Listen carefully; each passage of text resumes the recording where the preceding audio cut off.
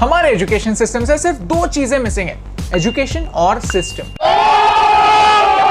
नहीं सीरियसली, कल मैंने इंटरनेट पर ये लाइन पढ़ी and I started thinking why do we complain about our education system. ऐसा क्या गलत है हमारे एजुकेशन सिस्टम में और इसे चेंज करने के लिए हम क्या कर सकते हैं। 2020 में भारत ने एक नई एजुकेशन पॉलिसी लाई। जिस बात पर 30 साल से सिर्फ डिस्कशन हो रहा था वो अभी एक्चुअली इम्प्लीमेंट होने जा रहा है। लेकिन कुछ चैलेंजेस चुटकी बजाते ही सॉल्व नहीं हो सकते। In the next few minutes हम 5 ऐसे प्रॉब्लम्स डिस्कस करने वाले हैं जिन्हें हमारे एजुकेशन सिस्टम को सॉल्व करने की जरूरत है। तो अगर आपने भी इन प्रॉब्लम्स को फेस किया है तो इस वीडियो को शेयर कीजिए, एक डिस्कशन शुरू कीजिए। भारत के लिए इंपॉर्टेंट टॉपिक्स पर एक आसान भाषा में वीडियो बनाना हमारा मिशन है। हमें सपोर्ट करने के लिए हमारे YouTube चैनल को सब्सक्राइब कीजिए और इस बेल आइकॉन को प्रेस कीजिए। Number 5, rat race. दुनिया में हर 7 में से एक इंसान भारतीय है। What if 130 crore people discover their best lives? India will be limitless। कहते हैं उस नीली छतरी वाले ने हर किसी को एक वजह से, एक पर्पस से बनाया, लेकिन हमारी एजुकेशन सिस्टम उस पर्पस की तलाश में हमारी मदद नहीं करती। इंस्टेड सब बच्चों को एक ही रैट रेस का हिस्सा बनाती है। लेकिन ये रैट रेस क्या है? In simple words, rat race is that race where the winner gets nothing but the satisfaction that he is ahead of the losers. हमारी सारी थिंकिंग का फाउंडेशन ही जब कंपैरिजन से बनता है तब इमारत ज्यादा ऊंची बन ही नहीं सकती। आज भारत का यूथ फ्रस्ट्रेटेड है और इस फ्रस्ट्रेशन से भागने के लिए और बेहतर अपॉर्चुनिटीज के लिए कई टैलेंटेड स्टूडेंट्स देश छोड़कर बाहर जा रहे हैं। हम क्या कर सकते हैं? टीचर को जेलर नहीं गार्डनर बनना होगा। हर प्लांट को अलग अलग तरह से ट्रीट करना पड़ता है। कुछ प्लांट्स इंडोर होते हैं, कुछ आउटडोर होते हैं, कुछ अपने आप बढ़ते हैं और कुछ थोड़े फसी होते हैं। वैसे ही बच्चों को भी थोड़ा सा समझना होगा। पेरेंट्स को अपने बच्चों को शर्मा जी के लड़की के साथ कंपेयर करना बंद करना होगा। और स्टूडेंट्स को टाइम पास नहीं, एक अच्छा पास टाइम ढूंढना होगा। ऐसा कोई तो सब्जेक्ट होगा जिसमें आपको इंटरेस्ट होगा। फन ब्रेन नाम का एक वेबसाइट है जहां आप गेम्स के थ्रू मैथ सीख सकते हैं, अलग अलग चीजें ट्राई आउट कर सकते हैं। रैट रेस से निकलना है तो पहले अपनी रेस कौन सी है ये ढूंढो। Number 4, rote learning. 10th standard में साइंस में पहला चैप्टर था पीरियोडिक टेबल, जहां 116 एलिमेंट्स थे।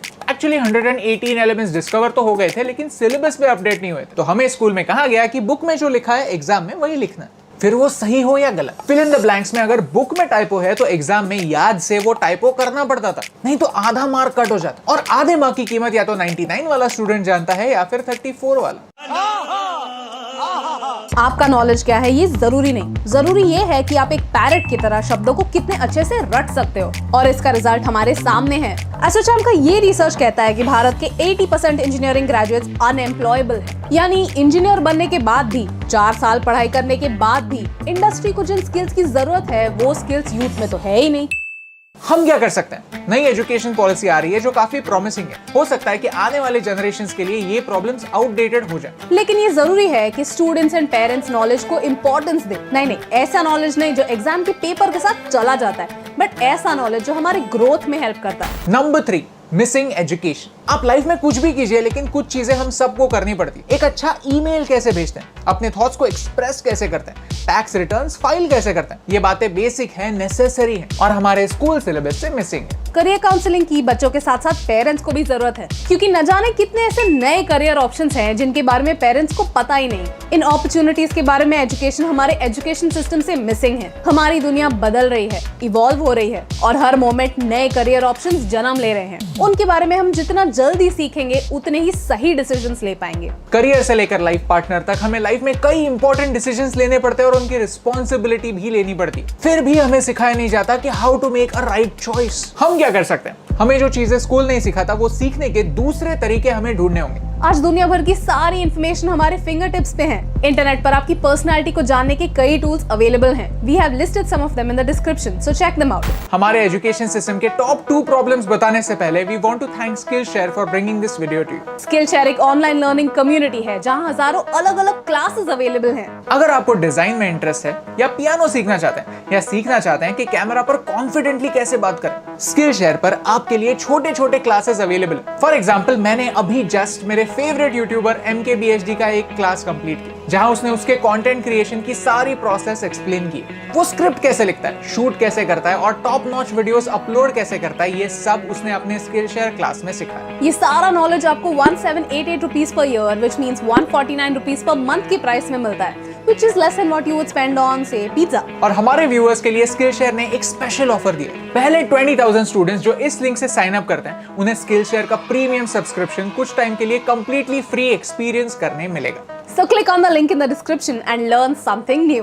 Number 2, learning from sports. किसी भी स्पोर्ट्स से सिर्फ फिजिकल फिटनेस नहीं, मेंटल फिटनेस भी आती है। चैलेंजेस को फेस करना हमें स्पोर्ट्स सिखा सकते हैं। प्रेशर कैसे हैंडल करना है ये हमें स्पोर्ट्स सिखा सकते हैं। सक्सेस के साथ साथ फेलियर से कैसे डील करना है ये हमें स्पोर्ट्स सिखा सकते हैं, और वो भी खेल खेल में। यूनिसेफ ने 100 से ज्यादा देशों में एक रिसर्च किया जहां 300 से ज्यादा स्पोर्ट्स फॉर डेवलपमेंट एक्टिविटीज के थ्रू बच्चों को एजुकेशन दिया गया। अफ्रीका के देशों में जहां बच्चों को पढ़ाई में इंटरेस्ट नहीं था, उन्हें फुटबॉल के थ्रू चीजें सिखाई गई। खेल खेल में फिजिक्स समझ आ गया, खेल खेल में बच्चा टीम वर्क सीख गया, खेल खेल में उस विलेज से क्राइम भी कम हो गया। बिकॉज चोरी में जो थ्रिल आता था वो थ्रिल बच्चों को कहीं और से मिल गया। हम क्या कर सकते हैं? टीचर्स को सब्जेक्ट्स एंटरटेनिंग बनाने होंगे। हम सबकी लाइफ में कोई ना कोई एक टीचर ऐसे होता है जो स्कूल के बाद भी याद रहता है। कुछ तो बात होती है उनके सिखाने के तरीके में, ज्यादा नहीं।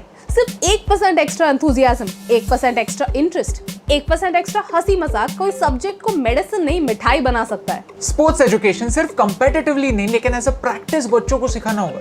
Puzzles, games, mental sports education में इनका भी हाथ होता है, जो एक नॉन स्पोर्ट्स टीचर भी अपने टीचिंग में अडॉप्ट कर सकता है। एज पेरेंट्स हमें बच्चों को प्ले टाइम अलाउ करना होगा। A playground can teach you so many things that a classroom can't even imagine. And now number 1 thing जो हमारे एजुकेशन सिस्टम से मिसिंग है वो ये है कि हमारे टीचर्स की रिस्पेक्ट।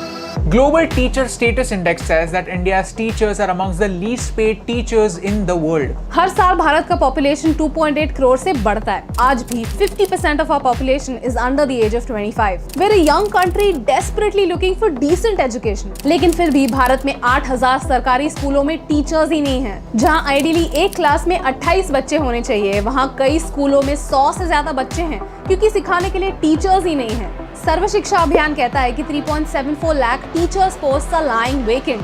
हम ये सुनते हैं कि India has to invest in education, लेकिन इस इन्वेस्टमेंट का मतलब सिर्फ इंफ्रास्ट्रक्चर नहीं होता। क्वालिटी टीचर्स हायर करना और उन्हें एक रिस्पेक्टेबल सैलरी देना भी इंपॉर्टेंट है, ताकि एक ऐसी सिस्टम बने जो उन्हें रिटेन कर पाए। और नंबर्स को छोड़िए, पिछले साल की बात है, ऑनलाइन क्लासेस के वक्त जब टीचर्स एक नई टेक्नोलॉजी सीखने की कोशिश कर रहे थे, तब हमने उन्हें कैसे ट्रीट किया। This is a vicious cycle. हमारा system including governments, students and parents teachers की रिस्पेक्ट नहीं करते। तो अच्छे टीचर्स महंगे प्राइवेट स्कूलों में पढ़ाते हैं। प्राइवेट स्कूलों की फीस बढ़ता है जो आम आदमी के बजट के बाहर होता है। फिर एक आम आदमी एक एवरेज स्कूल के लिए सेटल करता है and the cycle continues. Private और पब्लिक एजुकेशन की गैप दिन ब दिन बढ़ती जा रही है। अगर हमने आज कुछ नहीं किया तो क्वालिटी एजुकेशन हमारी पॉपुलेशन के पहुंच से बहुत दूर होगा। अगर हमें हमारे सारे पॉपुलेशन के हिडन टैलेंट्स को यूटिलाइज करना है तो पब्लिक और प्राइवेट एजुकेशन की गैप को कम करना होगा। तो अगर आपको इस वीडियो से वैल्यू मिली, कुछ नया सीखने मिला, तो इस वीडियो को शेयर कीजिए और हमें बताइए कि आपको क्या लगता है हमारे एजुकेशन सिस्टम में क्या चेंजेस होने चाहिए। एक नई एजुकेशन पॉलिसी आ रही है और कुछ इंपॉर्टेंट चेंजेस लाने वाली है, लेकिन हमें ये समझने की जरूरत है कि एजुकेशन सिस्टम के 2 इंपॉर्टेंट फैक्टर्स कोई पॉलिसी बदल नहीं सकती। वो है स्टूडेंट्स और उनके सीखने का जज्बा। लेकिन कुछ भी कहिए, इस फ्लॉड एजुकेशन सिस्टम ने भारत को कुछ फ्लॉलेस रतन जरूर दिए, क्योंकि उन्होंने जो चीजें वो बदल नहीं सकते उन पर फोकस नहीं किया, कदम कदम पर खुद को इंप्रूव किया and the rest is history. और ये सिंपल सी बात आप तक पहुंचाने से मुझे फर्क पड़ता है।